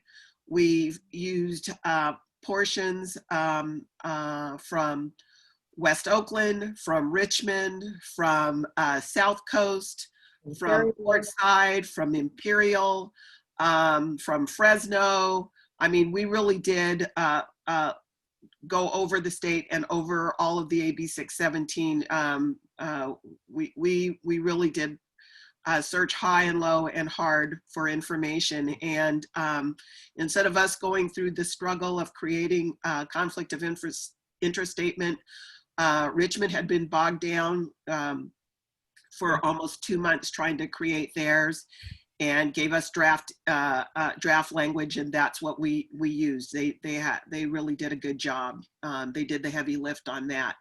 But I want to give a shout out to everyone at CARB and at the district who were helpful for getting us those resources, and also to my teammates, Chris Baker and Stephanie Williams, for the work that we did. We all together in this, we put at least a good 40 hours of work time in to get this stuff done. And so please do review it and be prepared to discuss it starting next week, or at the time of your convenience, let us know. Steering committee members, go ahead. I just wanted to say, then also when you all are reviewing it, one of the things that we really want is that we hope that it is that the readability level, that it's clear. Some of the charters that we decided not to use, the language, you almost had to be a lawyer to get through it. You just couldn't understand it. And so it's our goal to have something that is going to be very easy to follow. And so if you get to a section and you feel like it's too wordy or it needs to be further clarified, those are the different types of comments and feedback that we are looking for. And then also make some recommendations on how it could be said better. So if you want to, respond and say, hey, maybe we should change this sentence structure to read something this way, that's the type of feedback that we're looking for. Yeah, it's very hard to get that readability level. Yeah, I had a little program I was using and putting sentences in, and then it came out and told me, well, the word there are too many syllables and the sentence is too long. So that made readability go off the chart. So it's hard, but yes, we do want it to be as clear as possible. It's not going to be as easy as reading the weekly reader, but we do need your help with that as well. And for, steering committee members, if there are things that are challenging for you to grasp the significance of, these are some changes, and maybe it's hard to sort of imagine what would it be like working under that item in the charter. Please, bring any of those thoughts and questions, and really, I encourage you all to engage in a hearty dialogue with the work group members they've done all this work and all this thinking, and now it's up to you guys to try to get up to speed too, because you all want to own this. This is your charter, right? So I encourage you all to engage however you need to with the work group members to really understand and to share your red flags, issues that you disagree on, so they understand. So I see Mark's hand is up, and I see a member of the public. So Mark, and then we'll turn over to the public. Okay. Unless there were any steering committee members. Go ahead, Mark. Just real quick, and again, I do want to do a shout out to thanks to Stephanie, Pat, and Bishop Chris on this one. I know they've looked at a lot of documents. So the only thing I just wanted to make mention of is, at the moment, these are the steering committee and this group's ideas coming forward. They have shared these ideas. We had a meeting last week, a great meeting for a couple hours. I think just at a very high level, I think the district sees a lot of great ideas here. Most, if not all of them, I think but it is just something that these right now are the committee's ideas still coming forward. I know that even when I met with the subgroup last week, just briefly for that little bit of time, I know there were a couple of things that we're still following up on to get some information back. We ultimately still will have to run this. Going back to the readability, a side question for a moment, we still have to run things past our legal counsel because ultimately it is still an agreement between the district and the committee members. So I just want to make that clear that at the moment, these are the ideas coming forward from the committee. They have shared these ideas with us at the high level. High level, I think there's a lot of really great ideas in here. We'll still need to take a look through some of the specifics, but just wanted to share that. Thanks. This is Tito. Go ahead, Tito. Thanks, Mark. Thanks, Patricia, Stephanie, and Pastor. Sorry, I did something with the screen. I can't see a lot of you guys, but I really, really appreciate the hard work, the time you put into it. I read it, I looked through it, I got dizzy, and I'm still dizzy looking through it. But my point being is that thank you so much for taking the time and effort. And I couldn't help but recognize the fact that when you said recruitment was so important, which I do agree, but I also want to make sure that we know that retention is also important as well. And I think that in the past a couple of months, a lot of us have kind of deviate and kind of got little things busy with our lives, and that's inevitable. But I think we need to also maybe incorporate somehow that we need to also connect more with one another, get more of the personal touch. I mean, beyond just a meeting once a month and just trying to get it over with for 2 hours. I want to know how everyone's doing. I want to know what's going on in our lives. And are we still seeing the same vision and same passion that we have? And are we still getting caught up on all the nuances? And we just talked about the tax and all those expertise and all that, but are we, members, steering committee members, are caught up in understanding all that as well, let alone somebody who just barely got involved in our group? Can you imagine how overwhelmed they become, right? And we have some examples of those new members who came in and got out really quick, and I can't blame them either. So just saying that I think that's great. I think we want to have some heart, some passion, some brand in this branding in our own South Sacramento charter. I think we can incorporate a lot of the places, but ours is unique, and I feel like I've gotten to know a lot of you guys already, but frankly, from a human and personal relationship standpoint, we stay because of you guys. We stay because of the relationship. We knew that we can do more with each other, and so I hate for another person to drop or something happens, and we don't want to get all into the personal part. But sometimes it's just because they feel disconnected, right? They feel like they lost touch with what's really going on with the vision and with the mandate or the mantra that we believe in. So I just want to bring that up as far as how we can incorporate that into our charter, if there is even possible, or even just having once every 2 months of getting together, just our steering committee, and just touch base with one another and just getting back to the human side of it, you know? You, Tito. So that Thank you, idea of Tito. having a vision and yeah, keeping that connection going. I Bill, think what- that's a great recommendation. I think that's great. And I wish I would have heard it earlier. We probably could have started drafting something, but now that we know, that's definitely something I think that we should that we really should consider. So I'm already thinking some stuff in my head now, but thank you for that. So were there other steering committee members? If not, Good. go ahead, Pat. I was thinking we could go to any public Yeah. Public comment. I comment. see Armand is got his hand up. So other members of the public, if you want to raise your hand, if you're only on the phone, if you hit *9, that will raise the little blue hand for you. Go ahead, Armand. Hi, good evening, members of the steering committee and members of AQMD. Thank you so much for all the work. I know that this is taking a lot of your time, and you're looking out for the best interests of the people of South Sacramento.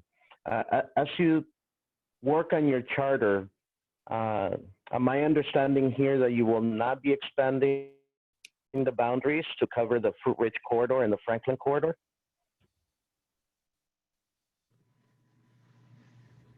That is not taken up in the charter specifically. The issue of that review of the boundaries, we had a little bit of discussion, and I think we're going to have a little bit more as we look at our budget. One of the things we were looking at was what our time and what our budget was to come back to look at what was going to happen.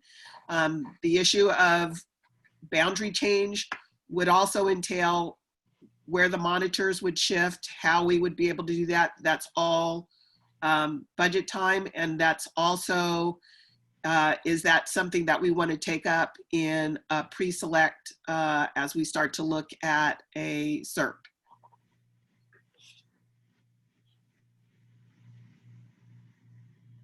So my understanding is that this came from Eric Guerra's office, that the budget could still be focused on a phase-by-phase level. The boundaries are just a symbolic expansion, so the rest of the communities out there don't feel excluded from what's going on when it comes to the activities that we're doing. For example, we're doing environmental justice work in all of South Sacramento, and we want to be able to say that we're coordinating with you guys on some efforts. Like, we're going to buy our own portable monitors. We're going to buy our own, we're going to bring in a few other resources to create more monitors up there. So it's not necessarily a matter of budget. So I'd encourage the committee to consider expanding the boundaries and not necessarily diluting the budget, but definitely expanding the boundaries to include all the other projects that are focusing on environmental justice in South Sacramento, that includes the Fruit Ridge corridor and Franklin Boulevard. And just to confirm, Armand, so you're saying that basically you're seeing a way that would not require the monitoring equipment that's in this boundary to have to be moved? From what we understand from Eric Guerra in the meetings that we had with him, is that you can create a plan to phase it in over time, so it doesn't all have to happen at the same time. Mark? So Ariel, if I may real quick, and I've been in those meetings with Eric as well. Eric has certainly asked about how that might play out. The charter discussion itself, as Pat already mentioned, doesn't specifically go into boundaries. It's the interactions between the committee members and the district. Just to be perfectly honest here though, I don't see how not changing the boundaries doesn't have an impact on budget. The committee itself needs to represent whatever boundaries are ultimately decided upon. So there would be a revisit of the committee should they decide, and again, we're open one way or the other, but the ramifications are that it does change then the makeup of the committee. The committee then could choose to not revisit or revisit both monitoring and other efforts. And as the committee members know who are involved in that to begin with, there were several meetings just in terms of figuring out the initial boundaries. And I know that Ramon, I know you've been very interested in having the boundaries expanded. We've heard from other areas to the west, south, and further north that would also like to be involved if those discussions do occur. And so that does come into just meetings and planning. So it does eventually still come back to a resource issue, and doesn't necessarily mean that it does change what happens on the monitoring, but it does still open that question then, if you have this boundary that has this monitoring, where do you go with it from there? So I say it not to say yes or no, but that is the ramifications of changing the boundaries does open back up the questions and the work under the camp, because we do need to be able to show that the camp and the SERP is addressing the communities in question. Okay, and I have Erica from the public in line. Chris, you had your hand raised. Was that related to this topic? Or did you want to get in line behind? It's related to this topic. Go ahead. Quick, hearing about Eric Gear, is it possible maybe we could schedule him in the future to discuss what I just heard, to give us a better understanding of what he's saying? Because I would prefer to hear what he's saying besides hearing it tonight, and where we can all be on the same page. Thanks, Chris. Erica, why don't you go ahead? Yeah, I just, to what he just said, actually. So Alberta Ayala was I believe at that meeting. Erica, so if you could introduce yourself and if you've got an affiliation. My name's Erica and I'm a resident of Oak Park. Perfect, thank you. And I'm also, I hold a seat on the SouthSat Community Planning Advisory Council. Thank you. But yeah, so Alberta Ayala was at that meeting with Eric, and so I don't know if he wants to confirm or address, you know, what Eric shared with us about that. But I also was curious about the ability to expand committee members. Why wouldn't we be able to, or why would you not be able to expand the boundaries?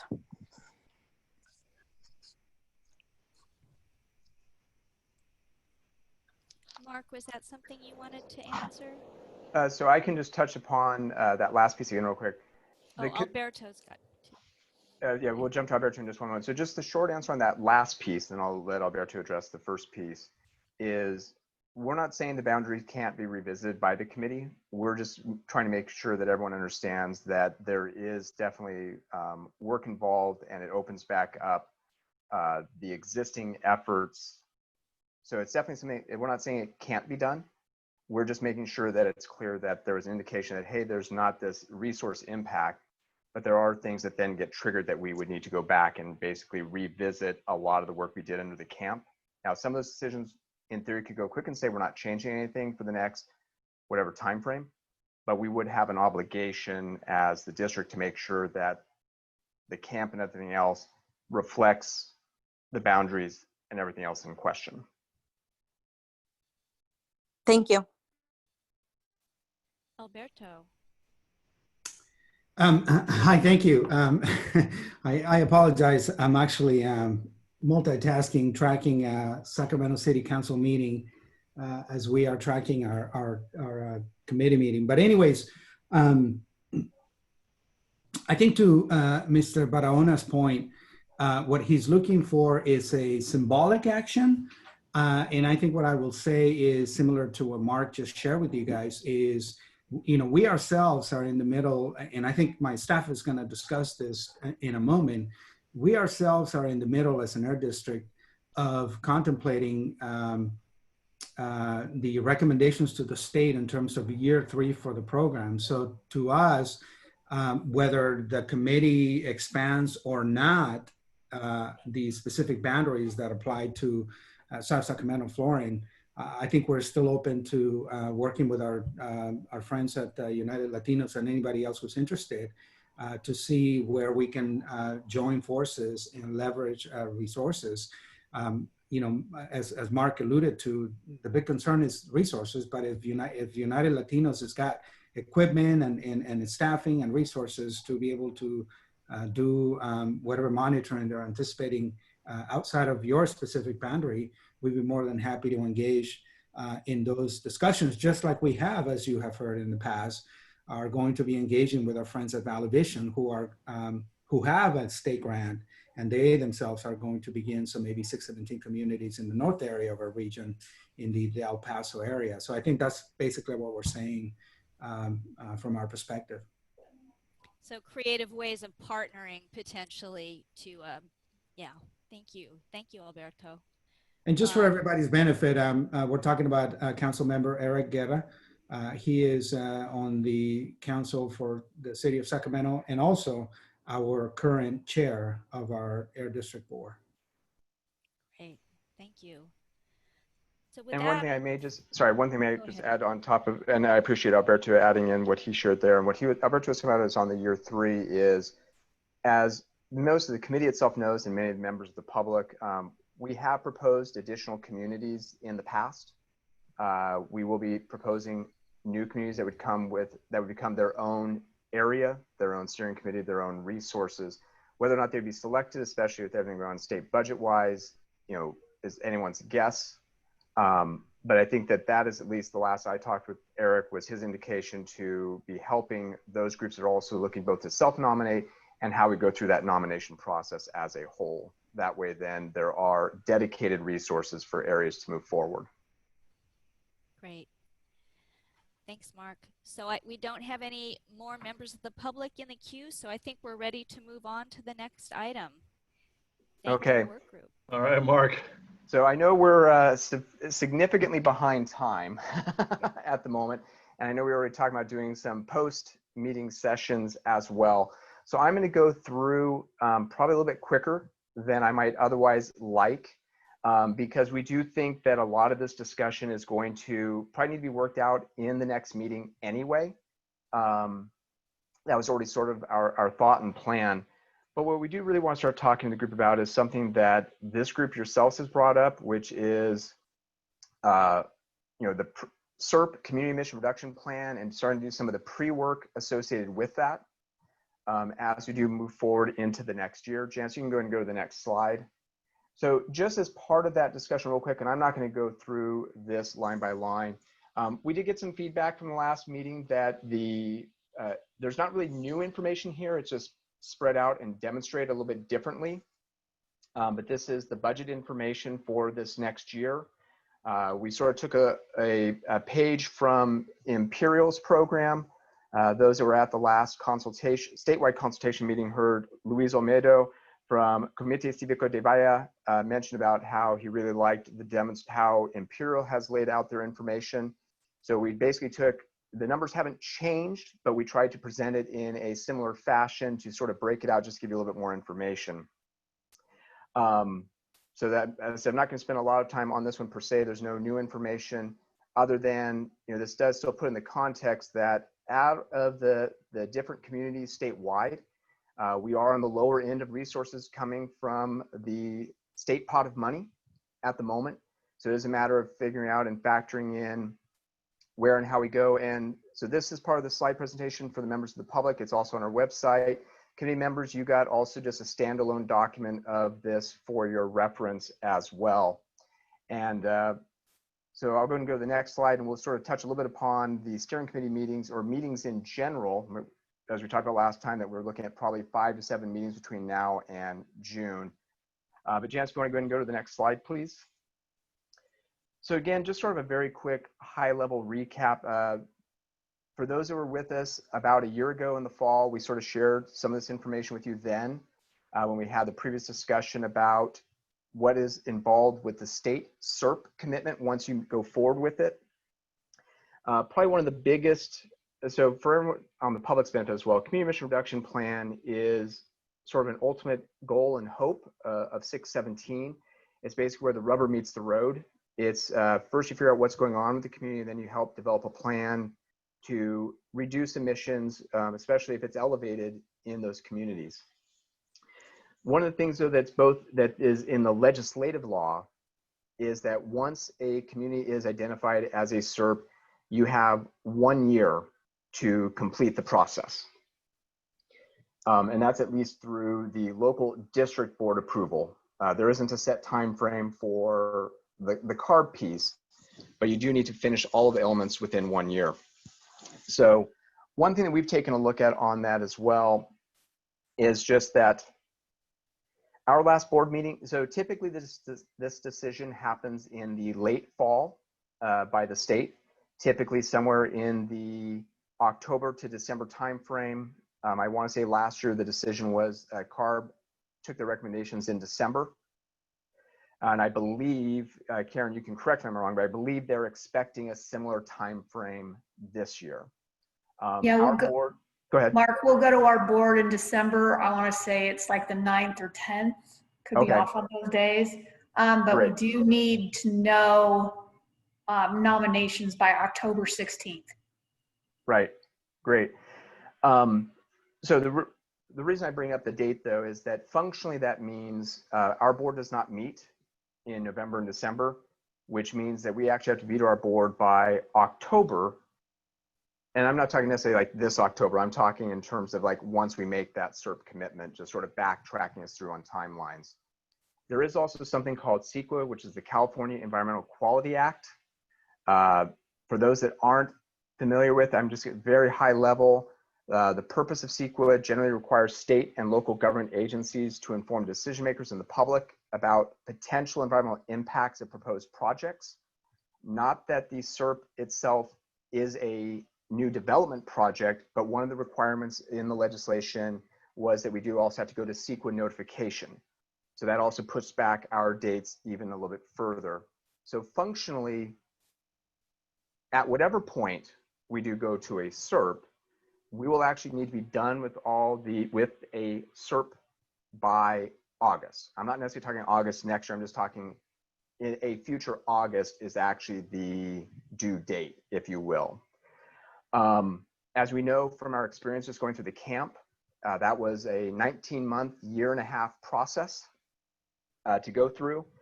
And although there are certain elements definitely of the camp that will carry over into the CERP, I think it's safe to say that a CERP commitment's even bigger, and that is definitely something that, as we've looked at some of the different work efforts, it's definitely going to be something at least as many meetings as we went through on the camp to get to the CERP.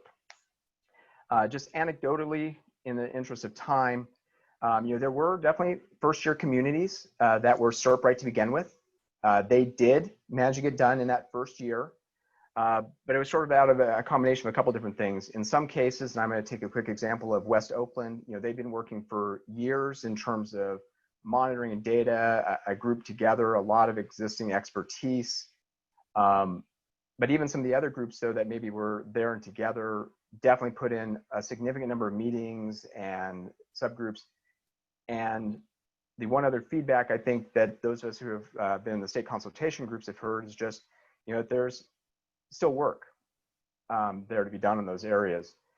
San Diego, I think, is a great example, though, probably more where we would be.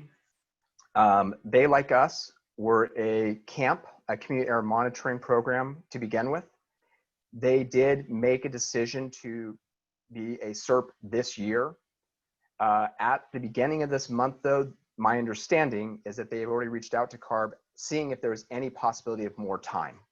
Because they realized that to get everything done in the 12-month window really wasn't possible in order to do the job that they think it deserves and needs. And I should probably also point out that San Diego, it's not exactly, but they do also have about double the resources from the state pot of money than what we have as well. So next slide, please. So this is just sort of a quick, very short version of sort of arrows indicating all the many different type of elements that come into developing the CERP, everything from community profile, technical assessment, enforcement, the strategies, the metrics, what your targets are. We previously sent out, I want to say last week, a list of all of the elements that are part of the CERP. Especially in the interest of time tonight, I'm not going to walk back through that list at the moment. But we shared that list with the committee just to give an idea, though, of as we do start planning our efforts this year, And as we are working probably with pre-SERP efforts for the 2020-2021 timeframe, these are the things that we do think that would be very important for the committee to start planning out and setting some targets so that when we get to even late next spring, early summer, we can start then seeing, are we even ready then for those next steps? You know, I think in particular on the different SERP elements itself, you know, there's some of them are repeat. They're things that we've really had to take care of already as part of the camp. But I think in particular, element 5, element 6, you know, are really going to be those areas, and there's many other elements, but those are, I think, are going to be some of the really heavy lifts as we move forward, even in a pre-SERP capacity, to really make sure that we utilize our time coming up, if that's a goal, forward. Next slide, please, Janice. So really where we're coming forward, though, is obviously we completed up the community monitoring plan this last July. We really do see a lot of effort maybe even starting now in terms of pre-SERP work over these next, you know, 5 to 7 meetings that we've been talking about, based upon the resources that we do have right now. And that then this is the community emission reduction plan and or a local solution is something we can also be starting to talk about more in the early summer, mid 2021 timeframe. And the reason we always put down this local solution piece is the SERP is the formal process, but whether it be through a SERP or even just striving for a local solution, clearly if there are strategies that we can be implementing now, you know, we don't need to be waiting until we're done with a SERP or anything else to start doing things that we maybe know now can start helping us and put them in place. But so, you know, we do think that some of the earlier discussions from the committee about doing a pre-SERP work group, or probably maybe even more than one, you know, maybe one to start out helping to map it out, but then probably multiple groups that are interested in tackling some of those different pieces is going to be a key component, even over the next few months, just in order to make sure that we are ready to go at what point we do make that formal decision, developing timelines, as we start getting the air monitoring data in, being able to take the time to understand it, you guys be able to utilize the tag as needed to get feedback on that, what we can share regarding the data. And that way then when we do eventually make that decision to go to a SERP, we can make sure the deadlines can actually be met. So I'm going to pause there before we jump into the next slide, which is not intended for us to map out tonight, but really sort of laying out a little bit of some ideas for the next meetings. If there's any questions from the committee members so far and just what I've shared, and I know I'm going quickly and I apologize. I'm just trying to get us out of here somewhat close. Steering committee members, any thoughts? Looking over the, this is Pat Shelby, looking over the community emissions reduction plan components, there are, or elements, there are 11, and under each are multiple ideas.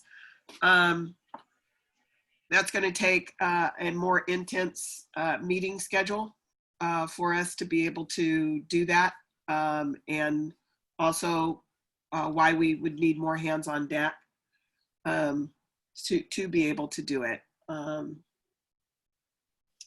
But I think we need to start the work irregardless of when we decide that we want to go for the SERP. And so is there any penalty for us to start that work ahead? Great question. So there is nothing that prevents us at all from starting efforts now.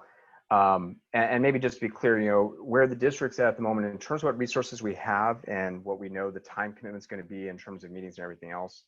You know, we do know that the formal designation is going to need to wait another year. but there is no consequence or penalty to, and if we need CARB to pipe up differently on this, we can definitely have them. But we certainly can start pre-SERP work. I know that's something that Richmond did this last year. They did not go to a SERP in their first year of getting their monitoring data in. They wanted to take a year to start outlining the process, figuring things out before they were ready to start the actual clock, if you will. Consider it sort of like a race. We don't want to go and start trying to run the marathon today, because if you don't finish, you have a problem.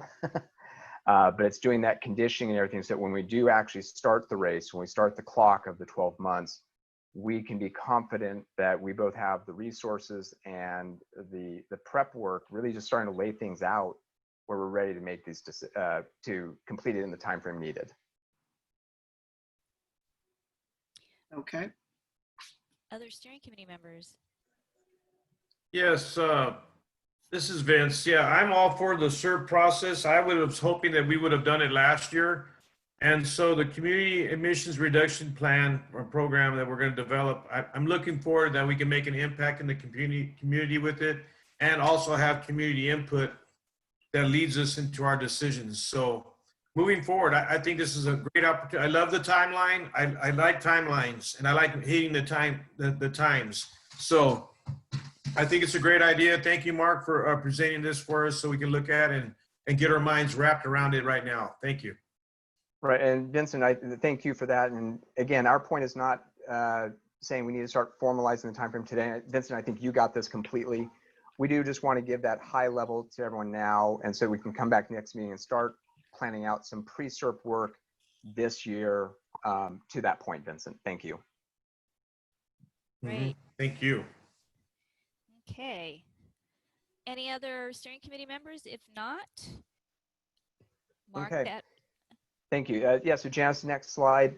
So this is really just more of a starting point. We're not, especially where we're at time-wise tonight, is not necessarily filling this in today, but it's really just sort of saying that, as we talked about last time, we do need to figure out where the regular and or other meetings fit in because of the limited resources we do have this year going forward, with a lot of the resources going toward the monitoring and the camp efforts and our camp commitments.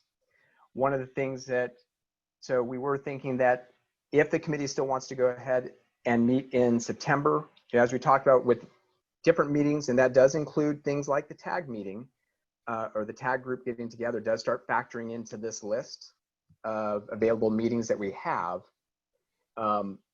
We are thinking, though, it might be a good idea for the committee to go ahead and plan on a September meeting where you can maybe take some time to dive into planning out. Obviously, things are always fluid, but maybe the committee is starting to figure out what meetings do they want to have for the rest of the year through June. How does all that fit in?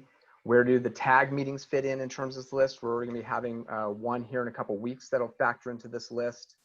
I think there will probably be more information back on the charter, I'm guessing, at the next meeting, and then starting to figure out where this pre-SERP works in.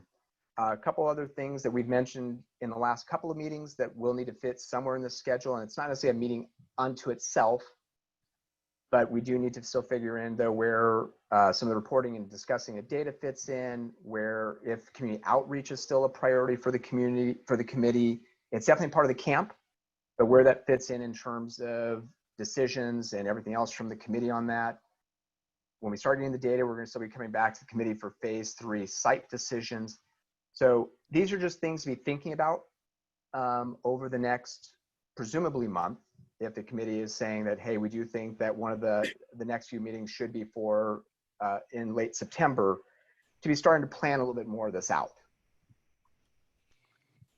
Thanks. And just to mention it too, one way we can think about it at your next meeting, what are your top priorities? Building on what Vincent and Tito have said about your mission and wanting to help the community, what are the top priorities you all want to try to accomplish by June 2021? If it's a pre-SERP piece, if it's engaging yourselves in community outreach around monitoring and all those pieces. So we'll bring that back. Yeah, thank you, Errol. So I guess the one question that we do, I guess there is one question we are asking to confirm with the committee is, As we talked to you about the last couple of meetings, we may not be quite having every month meetings going forward just because there won't be the resources to take us through that through June. But we do think, at least from the district perspective, that definitely a meeting in September would still be very appropriate to start outlining this and mapping this out. So we just sort of want to turn to the committee now and ask, does that make sense to all of you? And this merges into your new business discussion too. So steering committee members, would you like to meet in September? You can use your little hands up or hands down if you want. I think we should meet in September. Is anybody opposed to meeting in September? If so, say your piece now. No, I'm not opposed, and I think September is our goal to bring back also to circulate a final charter. Charter update. So we can vote on that charter on the 22nd. That would be our goal. Okay. It's a good goal. So chairs, how would you like to move forward given our timing? We have public comment eventually, but are we dealing with anything additional on new business, or what is your pleasure? I think we have plenty that will take us to the next meeting. So I would say let's go forward with the slate of opportunities we have in front of us and get to our public comment. Okay. Bill and committee members, just real quick. One thing we will do then is, so it sounds like September is good to go. So we are going to plan for the September 22nd, what would be our next month's meeting. Okay. What we will do just to help the committee members start formulating thoughts is we will send back out this table as just a handout to the committee members in case you want to be able to work off of it. We'll add in the TAG meeting that's already happening this next month as well. And just that way you can be thinking and mapping out, and you already have the handout on the different other elements. Okay. Great. All right. So public comment. Do we have any public comment before we adjourn? Adrian Wren with Valley Vision. Thanks. I'll try to make this quick. So as I've shared with this group, this is Adrian Wren with Valley Vision. We're partnering with Breathe California, Green Tech, and Walk Sacramento on an independent community air grant project. And our work is going to center on really helping parts of North Sacramento and Oak Park monitor their air and to develop a plan to reduce exposure to air pollution in those communities. And our project team actually emailed the South Sac Floor and Steering Committee and others about 2 weeks ago with regard to a project advisory committee that we're putting together. And more specifically, this project advisory committee is intended to really help us design an effective public engagement process throughout our independent project, and also to work with us on implementation throughout the project term, which actually goes into March 2022. So it extends pretty far, but we are working to ensure that some of the, or all of the community members and environmental justice advocates who serve on this committee will receive stipends. We're currently working with CARB to ensure that, sort of in line with your conversation today.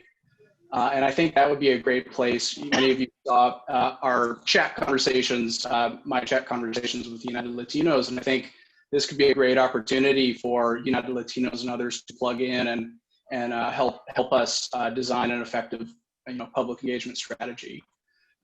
So we are seeking folks to serve on this project advisory committee. We are seeking applications to be submitted before midnight on Monday, August 31st. That is next Monday. And so this comment is really more of an invite to apply for the PAC or to share this opportunity with others who you might know in the North Sacramento or Oak Park neighborhoods. And I will share a link as well as my email address in the chat in case folks want more information. Thanks. Thanks, Adrian. Any other members of the public?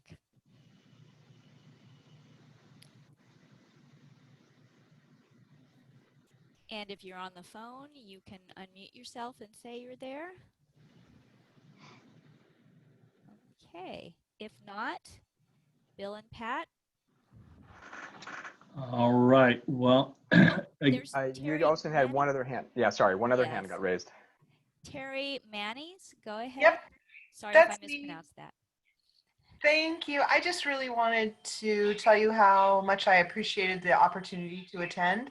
I'm actually calling from Kansas right now. And I was born and raised in California. I work for Orange EV. We manufacture no emission yard trucks, 100% electric. And I just wanted to tell you guys how much I miss living in California right now. And how lucky you guys all are to have such a great team. Thank you for sharing. That was very kind. Thank you. All right. Well, without any further comments or questions, we would entertain a motion to dismiss or adjourn. Was that Mr. Baker? I was going a motion to dismiss. We have a motion. Second. Somebody yelled me. Me. All those in favor say aye. Aye. Aye. Motion carries. Good night, everyone. Thank you so much for your So I just want to make an announcement. Thank you. This adjourns our regular steering committee meeting. So we're going to stop the recording and be sharing this information, sharing the video onto our website. Mark is going to continue and stay on for a little bit for those who would like more information about getting the air quality data on the website. So if you are interested, feel free to stay on. Otherwise, we're going to stop this recording and then start the other one. And also, Amy will also be first speaking, just to walk through anyone fairly quickly on how to do the online complaint system, and then I will talk about the monitoring. But yes. Okay. All right. With that, I'm stopping recording.